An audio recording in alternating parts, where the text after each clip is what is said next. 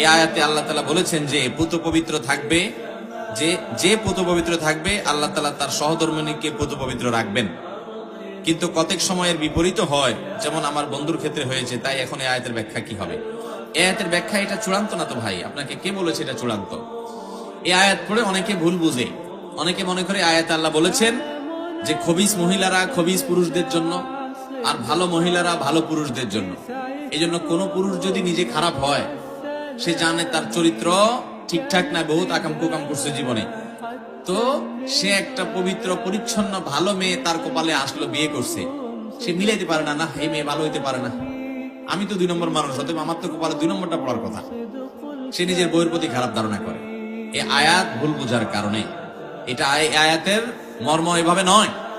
এই আয়াতের একটা ব্যাখ্যা হলো, একটা প্রসিদ্ধ ব্যাখ্যা হলো, মন্দ কথা সেই সকল লোকদের জন্য যারা মন্দ, তারা মন্দর উপযুক্ত।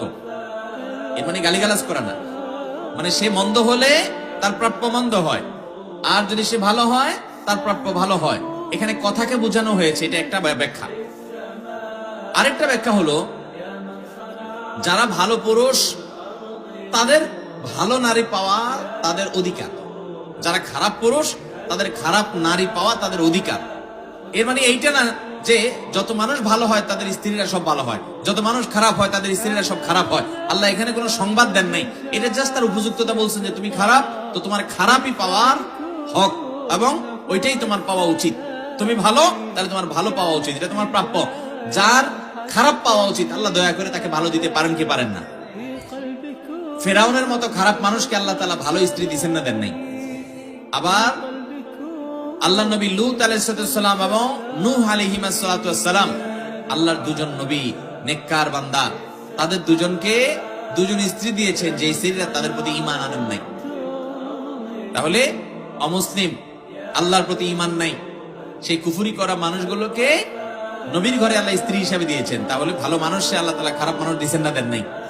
তাহলে এভাবে এই আয়াতের আলোকে এই সহজ সমীকরণ করা যাবে না। আর এই আয়াতের ব্যাখ্যা মোটেও সঠিক না যে ভালো হবে তার সহধর্মিণী ভালো হবে, যে খারাপ হবে তার সহধর্মিণী খারাপ হবে না।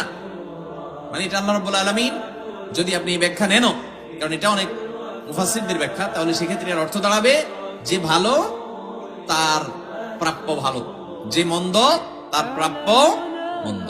কিন্তু এর মানে এই না যে সে মন্দই পাবে, আল্লাহ তাআলা দয়া করে তাকে ভালো দিতে পারেন। আবার একজন ভালো মানুষকে মন্দ মানুষ দিয়ে আল্লাহ পরীক্ষা করতে পারেন।